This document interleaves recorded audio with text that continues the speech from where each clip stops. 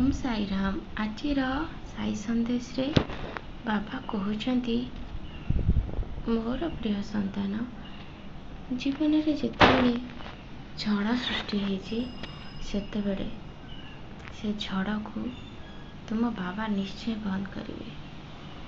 तुम्हें किंतु तुम बाबा का नाम स्मरण कर सब बेले ओम श्री साई नाथाय नमः ए मंत्र को सब बेले उच्चारण कर। देखिब जीवन में जहाँ भी झड़ सृष्टि होती ना से धीरे धीरे धीरे धीरे थमीज। संतान मु जानी तुम मन बहुत उदास अच्छी आ तुम्हें सब बेले मन भितर बहुत कष्ट पाउछ।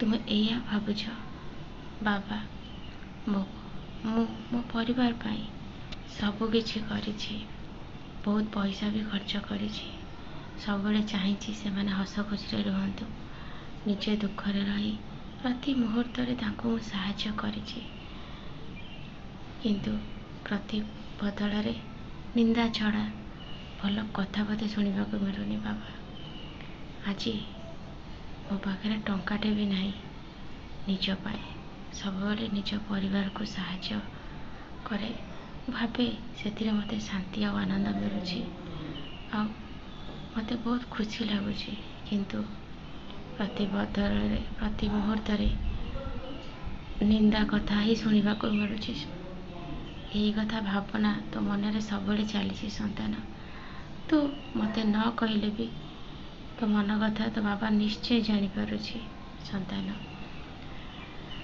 तुम परिवार को साहाय्य करने तुम्हारा कर्तव्य से माने जिते कहतु तुम्हें किंतु तुम्हारा कर्तव्य कर किंतु एते भी नुह जे निज जीवन को विपद रे पकईकि से साहाय्य कर निज पाई भी किछि पैसा रख संतान। निजर देह पा निजर भल मंद दायित्व किछि पैसा रखिले तो तुम्हें तुम्हार भविष्य खुशी रहिबो आ भविष्य दरकार भी आसीबो सेते बेले तुमको कहीं भी देबेनी। तुम्हें जदि निज परिवार पाई एते साहाय्य करुछ तापर भी तुमको निंदा मिलूची ताहाले तुम्हें जिते बड़े असुविधा पड़ो तुमको कहीं भी टंकाटे देबेनी संतान। सेति लागी एबे समय अछि निज पाई किछि पैसा संचय करके रख। तुम बाबा कथा तुम्हें निश्चय बुझीपार संतान। यही संदेशटी मु जहाँ पाई कहूची से निश्चय बुझी सारिबनी संदेश देखिकी सब बेले मो मंत्र को जेमिति पाठ करूछ सेमिति कर मनरे कौनसी दुख कष्ट आणनी समय अनुसार सब किछि ठीक हो संतान। मन दुख कले किछि लाभ हबनी तुमर किछि भूल नहीं भूल तो से माने करिसंती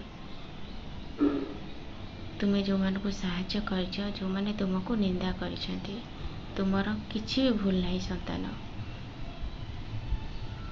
मु जानी तुम्हें किछि भूल करिब ही नहीं तुम्हें सब बेले चिंता करिछ मु पछे दुखरे रुहे समस्त को मुहरे टिके हस फुटाए मु सब देखी संतान। तुम्हें सब बेले निज को खुशी रखा चेष्टा करुछ किंतु अन्यर दुख देखी तुम्हें कांदुछ तुम्हें अन्यर दुख देखी मो पाखे गुहारी करुछ। बाबा तुम्हें ताको साहाय्य कर तांकर समस्त प्रकार दुख कष्ट दूर कर दियो मु सब देखी तुम्हें खुशी रह संतान।